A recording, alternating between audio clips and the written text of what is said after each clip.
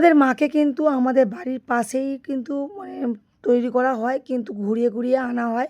যেহেতু আমাদের দোকানপাট আছে সেখান থেকে ঘুরিয়ে ঘুরিয়ে নিয়ে আসা হয়। আমাদের বাবলাকে দেখতে পাচ্ছি বন্ধুরা, একদম মন খুলে নাচছে। ওর যে নির্জলা উপবাস বলে মনে হচ্ছে, মনে হচ্ছে না।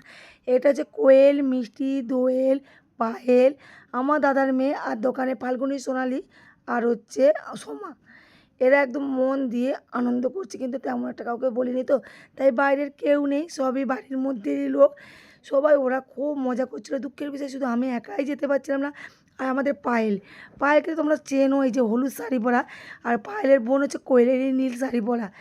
ওই যে দুজনে একদম মন দিয়ে নাচে, কি নাচছে একটু শুনি চলো তোমার।